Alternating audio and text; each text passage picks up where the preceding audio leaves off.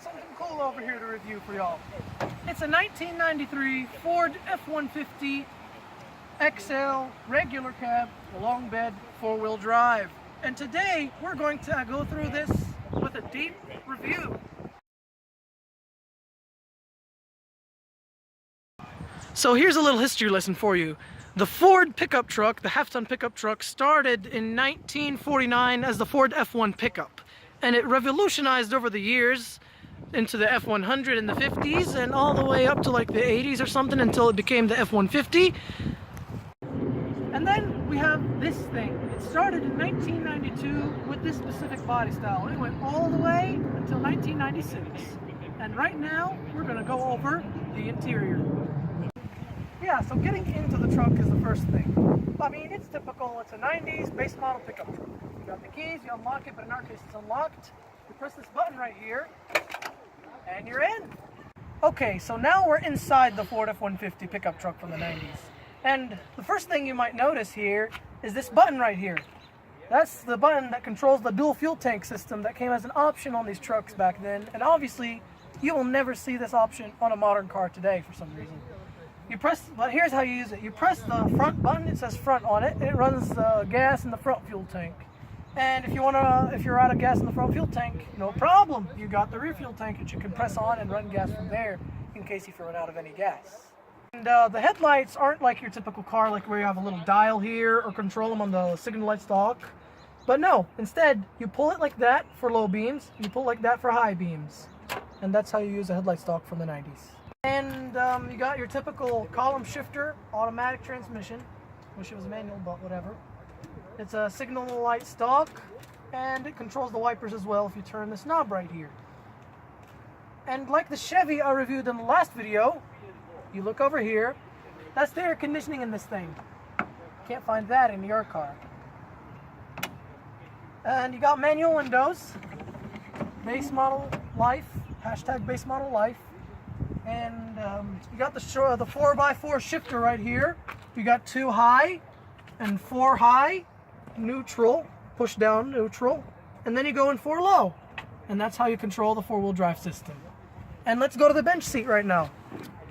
If you want to adjust this thing, you pull this lever right here, and you move the whole seat, because it's a bench seat unlike a lot of modern cars today. Which means if you, or the driver, are a little bit short and you have a 6-foot-tall passenger, he should politely ask you to move the seat a little bit back if he wants to have some leg room. Okay, so now we're going to the signal stalk up here. So yes, obviously you press down here, you'll turn left. Press down here, the signal light will go right. Yeah, BMW, you should do something like this. Simple. And to turn the wipers on, you turn this on just like that. You just roll it. Yeah, modern cars, you should do something more like this.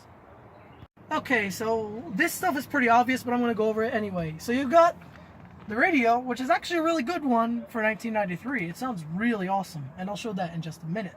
And we got your climate controls here. Pretty obvious, low, high, off, max AC or whatever. And speaking of AC, this thing doesn't have any. So Ford was nice enough to include us a little specialty here. A throwback to the 60s, if you remember my Chevy video. And just like in all of our videos, we talk about what engine is under the vehicle. In this case, it's a fuel-injected 4.9 liter straight 6, which produces 145 horse, 265 torque.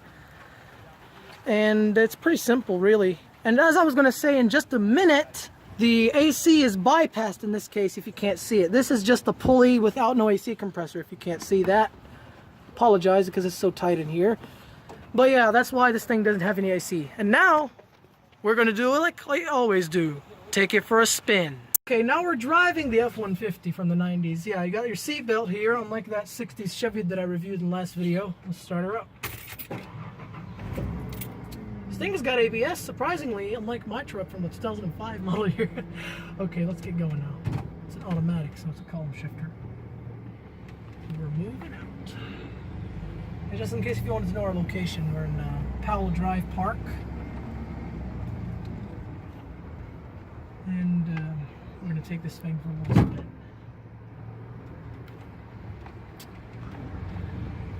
power steering loop works pretty great for a 90s pickup truck.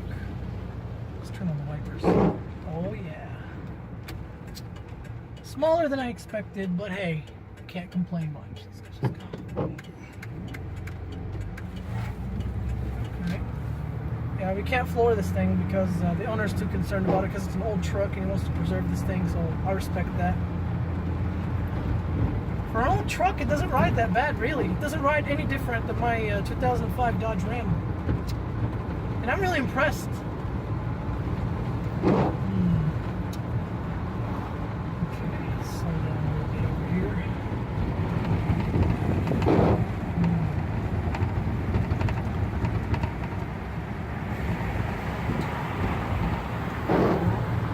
Okay, can we take it on the highway or? Yeah, I don't care. Okay, let's go on the highway. Whoa, wow, that was a little bit of body roll right there. Wow. Like my truck too, it has body roll. Okay, let's punch it a little bit here. It's not the quickest machine in the world, but it's really good for what it is, I would say, but it's not the quickest.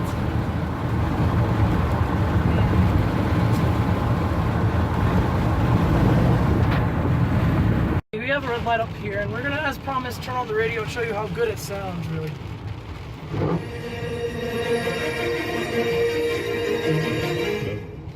It sounds really good for what it is, so I can't complain about that. I forgot to turn on the headlights at first, so you could take a look at the gauges real quick.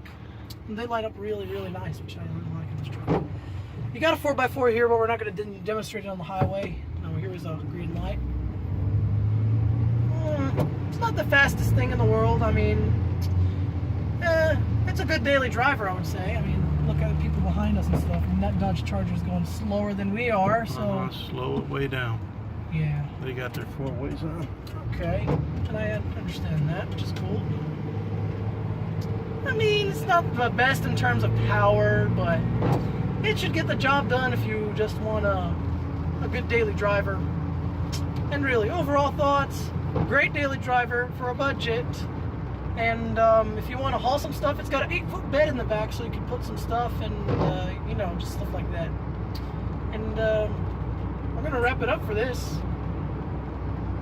Okay, so we now finalized the review of the best-selling pickup truck in America for the last 40 years, the Ford F-150. And now I'm going to give you some of my final thoughts on this thing. I mean, if you just want a budget pickup truck with whatever configuration you want, V8, straight 6, V6, no matter what, they're all very cheap out there. From like the 90s, 80s, 2000s, early 2000s obviously. These are really good budget trucks, like a first vehicle or something. I mean, and yes, I'm saying this as a Dodge and Chevy guy. It's a really good truck. It's comfortable, reliable, it's somewhat good on gas, and yeah. And now, I'm going to mention some stuff about the owner of this truck, because he's a prison guard. He bought this truck for $1,800, and it fits his needs really well. And I'll see you later. Mustang after all.